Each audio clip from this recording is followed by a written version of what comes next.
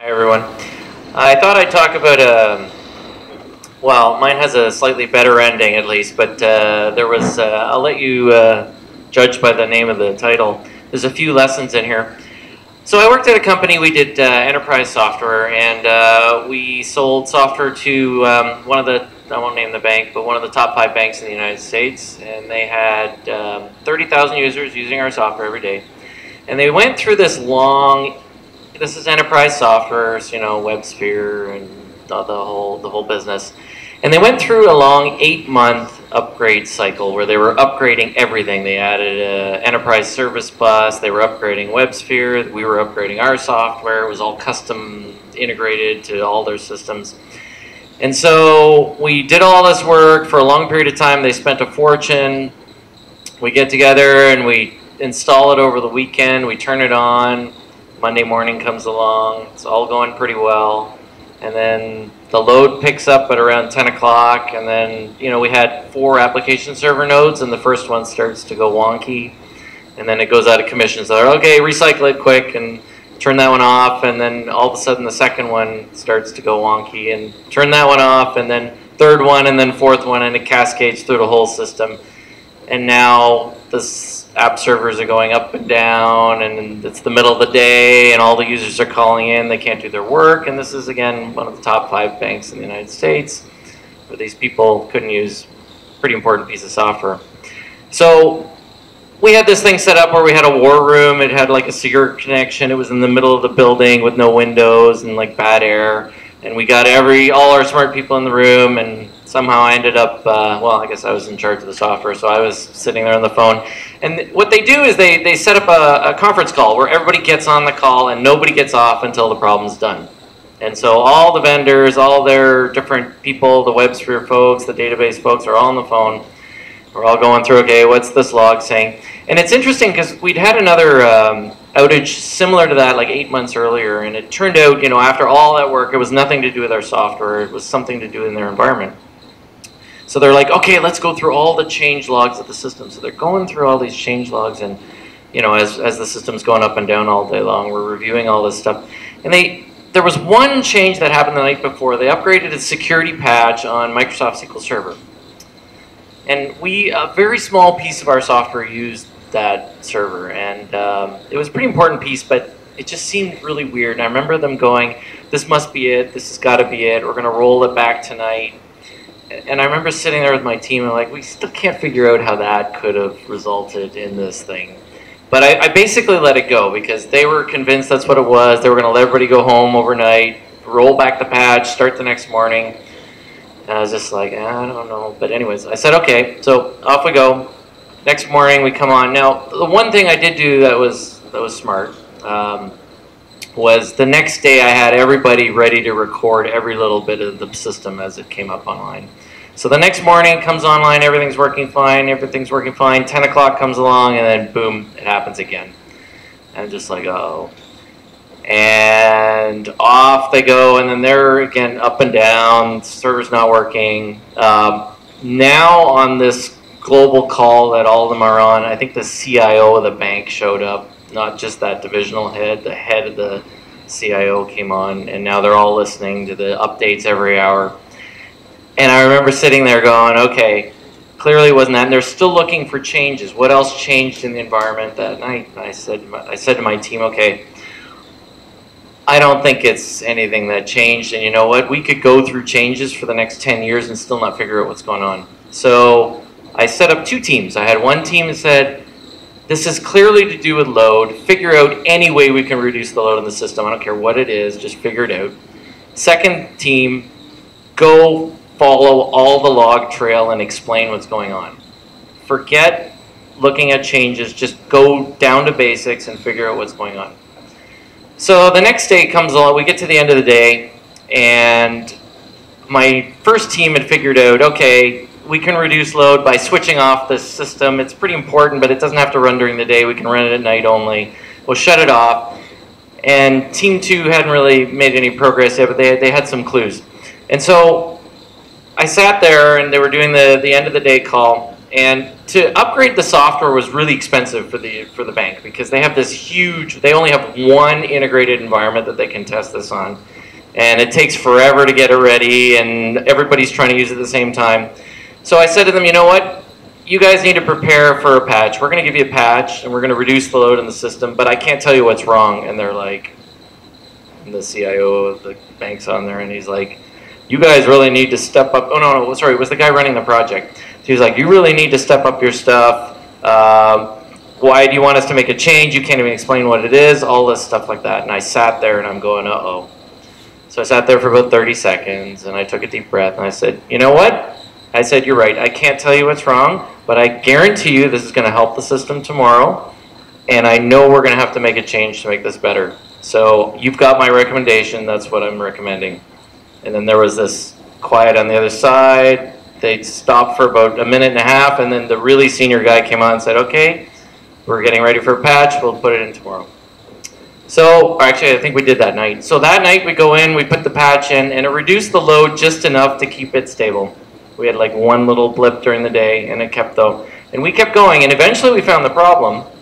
And the interesting thing was, you know, there's a ton of lessons in this, but we were all looking at the time of when it went unstable. What it turned out to be was a complex set of things that resulted in a memory leak, but it actually started 20, 30 minutes earlier. And if you looked at the old graphs, you could see it going up like this. And then when it ran out of memory finally from something that happened 20 minutes earlier, that's when this first server would go down, and it would cascade to the next one, and the next one, and the next one. And we eventually found it, we fixed it, and everybody was happy. And in fact, the client was quite happy at the end of the day because the system got fixed, they had an explanation for what went wrong, and they were a long, good client at the end of the day. The lesson here was a couple of them. One, transparency is really important. If you try and lie or anything like that, you're just going to end up digging a big hole.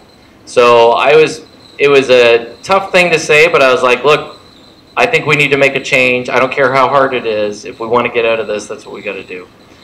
And the second thing was, everybody always looks for the easiest, quickest answer. They wanted to see what changed the night before. It ended up having to do nothing to do with changes. We could have spent 10 weeks looking at changes. We would never have found it. And that's kind of why I picked the title. You actually, if the obvious, simple thing doesn't reveal itself right away, I always believe you've got to go to basics and explain exactly what's happening all the way to the root cause. And that's eventually how we found it. So that's my story. Any questions? Yeah.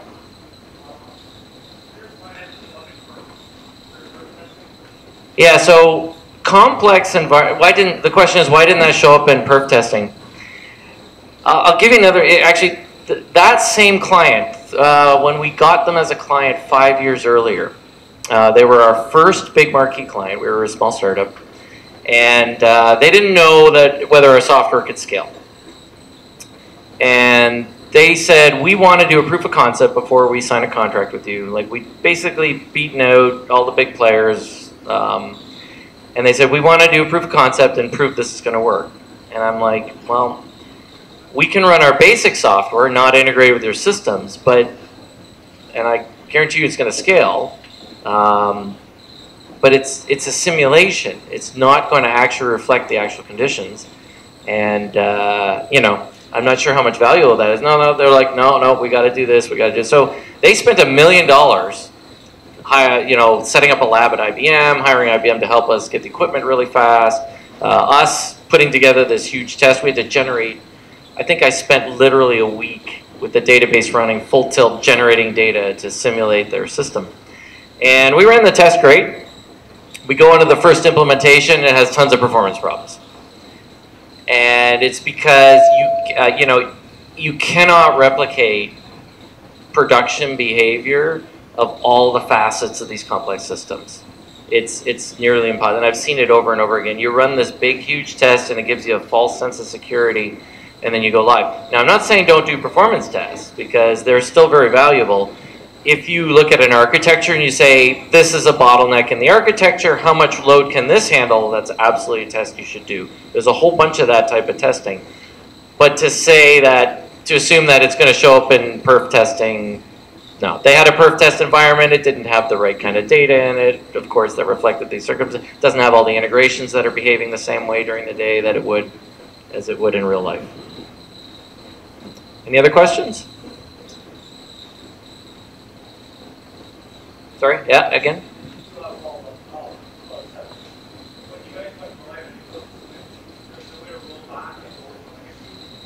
So yeah, this is there's another lesson in this one. They had upgraded their.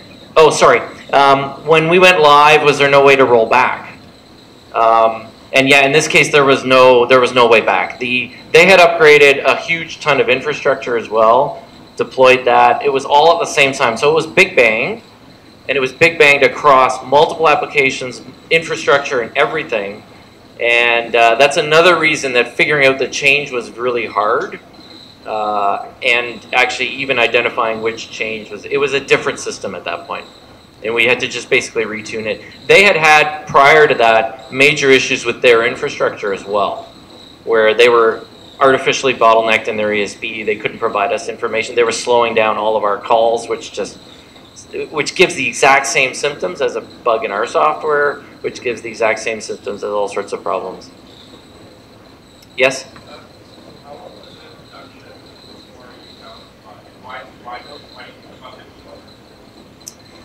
Why? So how long was it in production before we found the bug? It exhibited, that particular bug exhibited itself, well, we were unstable for 2 days. And then we stabilized the system by reducing load.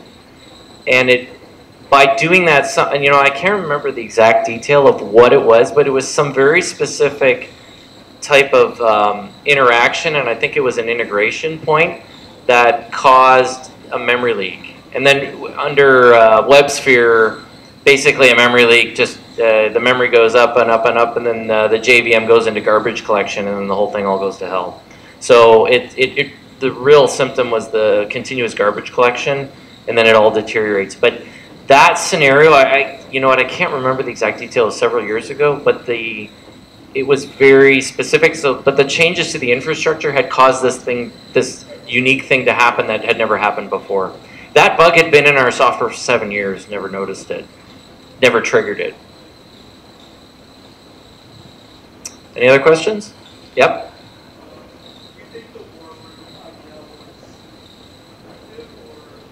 Do I think the war room idea is effective? Yeah, I love that thing. It is I'm a big believer in operations that you treat it like the army. So if there's a war, they go into a war room and everybody's super focused on one thing and one thing only. The other thing I like, you can learn from the army, is drilling things. So I've done this a few times with my ops team, simulate this type of outage, make sure the recovery's fast. We know, like, test your run books for recovery. That's a big deal. There's a reason that these kinds of things are done, because they work. The war room is super effective. What they do is they have a conference call line. They actually have someone who just takes transcripts, because you got a lot of different groups from different areas giving information, and they're recording it all, so you can go back and look at what did this group say about this or that. And then they'd have takeaways for people, and there was actually basically someone who would manage just the call, and they'd go and they'd chase down the people who had takeaways and make sure those things got done. So I thought it was super effective, and it really does focus. Nobody else is working on anything else. This is the only thing that's going on. So yeah, I think it's a great idea. Yeah? So what was happening in Java? Was it circular references or something? The question was it a circular reference in Java? No, I don't think it was that basic. There was some more complexity to it. I mean, there's lots of different ways that can happen, but for the life of me, I can't remember the detail anymore. I wasn't a developer, so I was just managing the project. Any other questions? All right, thanks.